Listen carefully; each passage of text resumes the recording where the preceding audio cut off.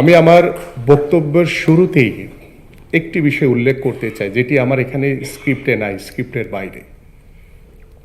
আপনারা সেদিন দেখেছেন 26শে মার্চ বিকেলবেলা আমরা যখন সাবেক খেলোয়াড়রা লাল দল এবং সবুজ দল করে আমরা একটি প্রীতি ম্যাচ আয়োজন করেছিলাম।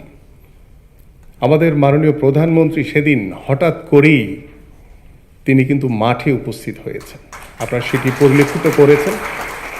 এবং তিনি খেলাধুলাকে এতটাই ভালোবাসেন, এতটাই গুরুত্ব দিয়েছেন, তিনি চিন্তা করেন যে আগামীর বাংলাদেশে ক্রীড়াঙ্গনের মাধ্যমে আমরা আমাদের পারিবারিক, আমাদের সামাজিক এবং রাষ্ট্রীয় ব্যবস্থাপনায় একটি আমূল পরিবর্তন আনতে পারবো ইনশাল্লাহ। তাই আমি আন্তরিকভাবে আমাদের মাননীয় প্রধানমন্ত্রীকে ধন্যবাদ জানাই। তিনি হঠাৎ করে সেদিন উপস্থিত হয়ে সারা দেশের ক্রীড়াবিদ, ক্রীড়া সংগঠক, ক্রীড়ামোদীদেরকে যেভাবে উৎসাহিত করেছেন, আমি দৃঢ়ভাবে আশা করি আজকের এই শুরুটা তারই একটি প্রথম ইনিশিয়েটিভ। তাই আমি আশা করব এইভাবে আমরা যে শুরু করেছি সেই শুরুটা ইনশাল্লাহ আস্তে আস্তে করে আমরা এগিয়ে নিয়ে যেতে চাই, যে আগামীর বাংলাদেশে আমরা যাতে ক্রীড়াঙ্গনকে একটি সুউচ্চ জায়গায় দাঁড় করাতে পারি। প্রিয় উপস্থিতি, আজকের এই শুভ আয়োজন বাংলাদেশের ক্রীড়াঙ্গনের ইতিহাসের একটি স্মরণীয় দিন।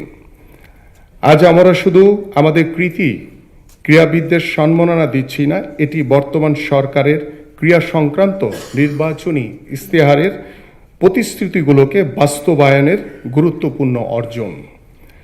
আমরা এখানে একত্রিত আমাদের ক্রীড়াঙ্গনকে সুউচ্চ আসনে প্রতিষ্ঠার প্রত্যয় নিয়ে আমরা আজকে 129 জন ক্রীড়াবিদদেরকে ক্রীড়া ভাতার প্রদান করা হয়েছে এবং আমরা আগামী 7 দিনের ভিতরে আমাদের 500 জন ক্রীড়াবিদদেরকে আমরা এই ক্রীড়া ভাতার অন্তর্ভুক্ত করব ইনশাআল্লাহ।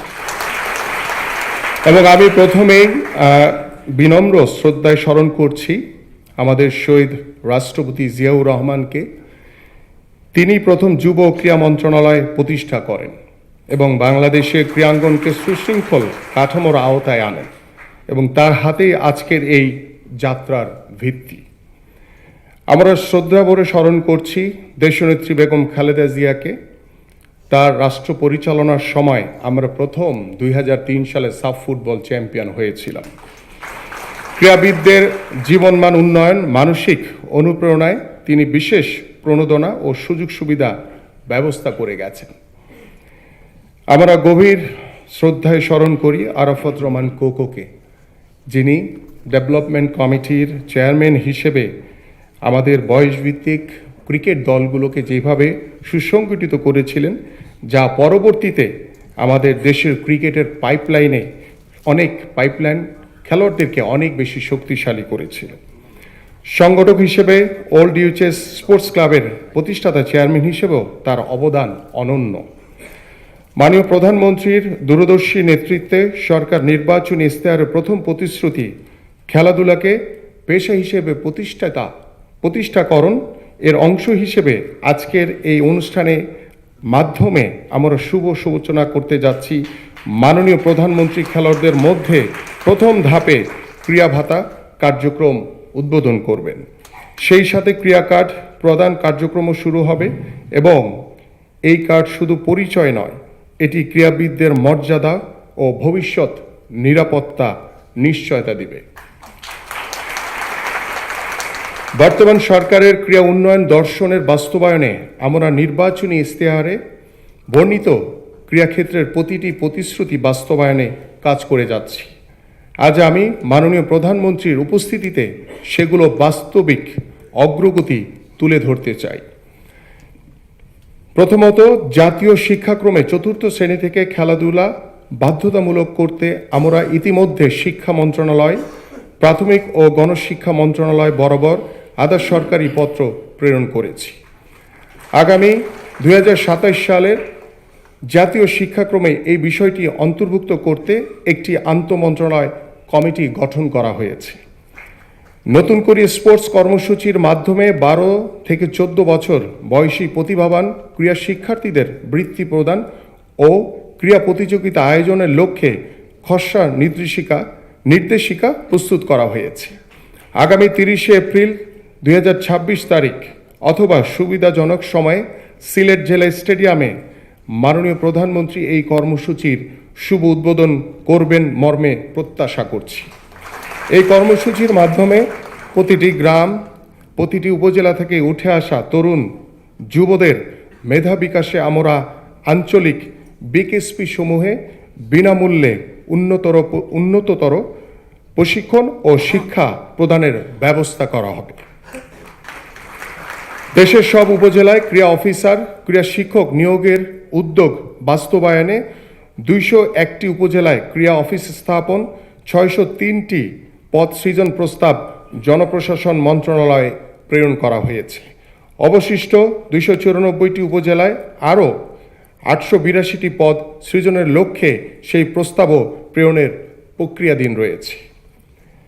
64টি জেলায় ইনডোর সুবিধা সম্পন্ন স্পোর্টস ভিলেজ নির্মাণের লক্ষ্যে প্রথম ধাপে 10টি জেলায় খসড়া ডিজাইন প্রস্তুত করা হয়েছে। ডিপিপি তৈরির কার্যক্রম চলমান রয়েছে। ইতিমধ্যে স্পোর্টস ভিলেজের জন্য সম্ভাব্য জমি নির্ধারণ, অধিগ্রহণ মূল্য প্রেরণের জন্য সকল জেলা প্রশাসককে পত্র দেওয়া হয়েছে। ওয়ার্ড ভিত্তিক মাঠ তৈরি ও মাঠ দখলমুক্তকরণের লক্ষ্যে প্রধানমন্ত্রীর কার্যালয়ের নির্দেশনা মোতাবেক সারা দেশে প্রতিটি ইউনিয়নে 3 একর জমি অধিগ্রহণপূর্বক মাঠ নির্মাণের জন্য কার্যক্রম শুরু করা হয়েছে। ইতিমধ্যে প্রধানমন্ত্রীর কার্যালয় হতে একটি কমিটি গঠন করা হয়েছে।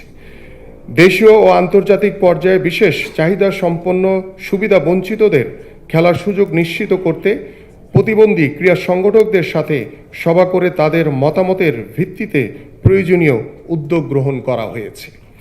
দেশে ক্রীড়া সরঞ্জাম ইন্ডাস্ট্রি স্থাপনের লক্ষ্যে মন্ত্রণালয় ইতিমধ্যে এফবিসিসিআই ও বিডার সাথে সমন্বয়ের উদ্যোগ গ্রহণ করেছে।